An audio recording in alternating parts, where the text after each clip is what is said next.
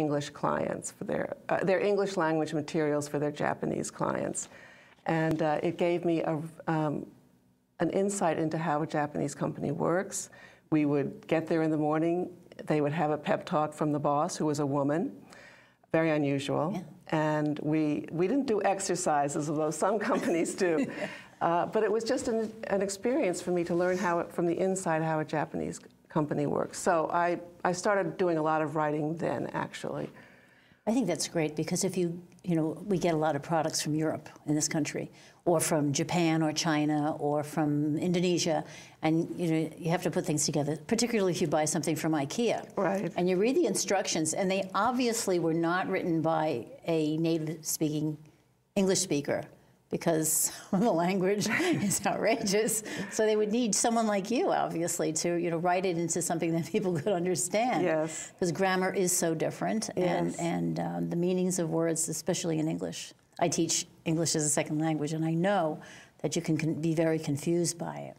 So then you did some public relations, right? You had your own. Yes, I had my own public relations company in California for about 3 years, and I focused on a very specific niche because of my background. I worked with Asian companies, Japanese, Chinese, Philippine, Thai, who wanted some media relations for their CEO or their product or their company in the U.S. And it was a terrific experience.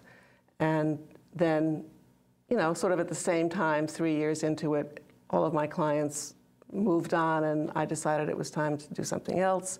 And just about that time, my husband retired, so I closed the business and we moved back to Bridgehampton. Well, it seems like you come to this with a great deal of experience, and it's really excellent because you've been through this stuff. So let's look at the article a little bit more. Again, this is in the current issue. What is it? The March issue. The March issue. Or the Reader's Digest, which is now on the stands. And you want to hold that up? I think the camera's ready for you. This is not. We were talking about this earlier. This is not your mother's Reader's Digest, right? Reader's Digest is a different kind of magazine. It's this is really graphically interesting. And you said there's a new editor and. Yes, there is a new editor. It is not your grandmother's Reader's Digest, although I loved the Reader's Digest years ago. It does still have some first-person stories, but mainly it's a service magazine now. I see. They want to tell their readers how to navigate money, health, their lives, their kids. Is it still owned by Reader? Is it still the same company? Yes, it's still owned by Pleasantville, New York. Absolutely. It is really wow. Yes. They were the people who used to condense the books, right? Yes. You could read novels in shortened forms. Well, I'm going to hold this up. If you can see graphically, this is quite, I don't know if you can get this on me. Probably not. Shall I do it? Yeah, if you hold it up. Oh, wait, there I am. Okay. Okay. Very graphic, really exciting, and it has some punchy stuff. I mean, we start out with banks tank, stocks plunge, companies limp and jobs disappear. Sounds pretty dire. Yes. So you go on from there, though, with a great deal of hope and with very positive stuff. You talk about the euphemisms and the warning signs for perhaps you might be losing your job. What do you do when you really start hearing those kind of words, downsizing or consolidating or restructuring? Do you start right away getting your resume together, or what? Well, you should have your resume ready at all times, ready to go. Every time you get a new position, accomplish a new task, update your resume so that it's ready if you ever need it. If you never need it, that's great. You've got it. One expert suggested that if you sense the handwriting on the wall, or you get a little nervous, or you overhear something in the next cubicle, that you talk to your boss directly and perhaps say, can I go on part-time? Can I go freelance? Try to see if there's some way you can work out staying with the company.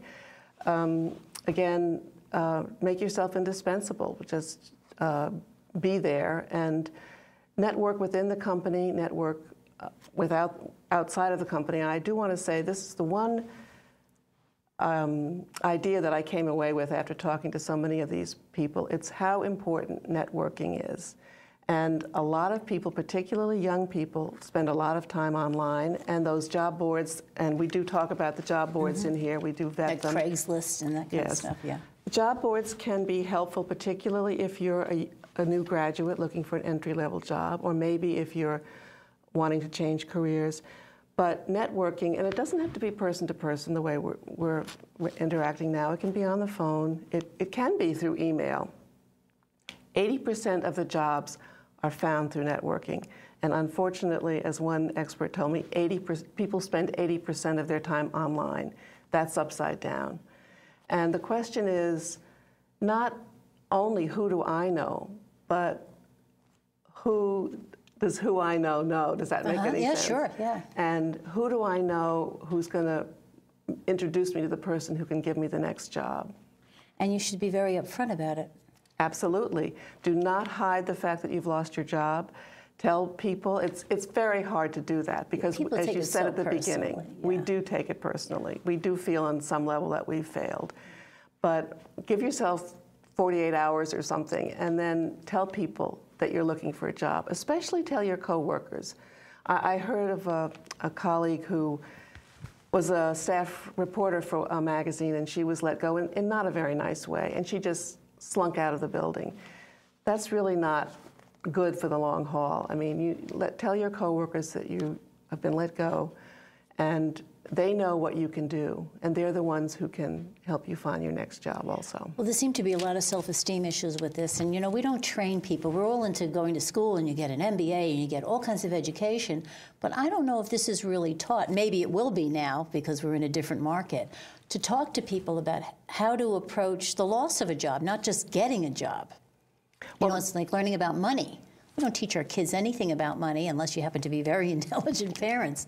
But even to teach our children from a very early age that, you have to go to work, but there could be times when you might not be able to find work, and you're going to have to be very clever about it. Yes.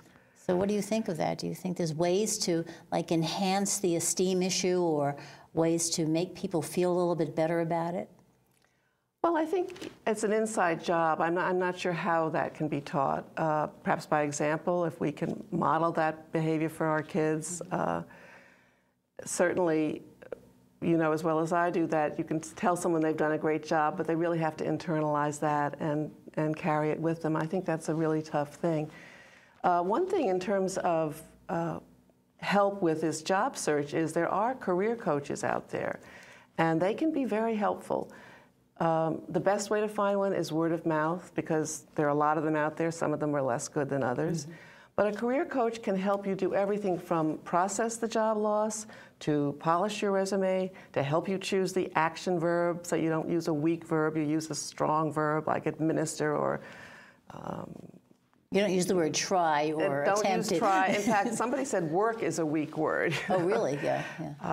Like you wouldn't say, I worked on so-and-so. Right. Say, directed, led, that kind of thing.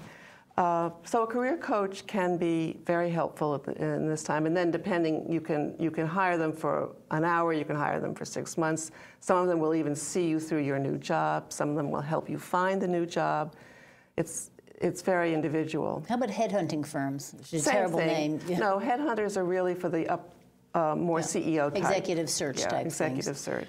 There's a bunch of ads on TV now for different kinds of search companies like Monster.com. They're very clever. The ads are clever.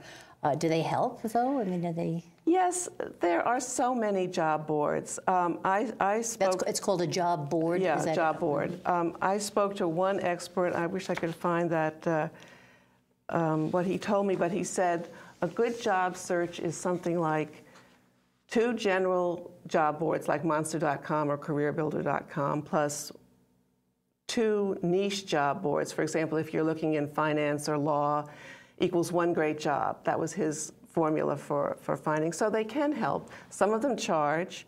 I think you need to be very careful about what you're getting into. And this article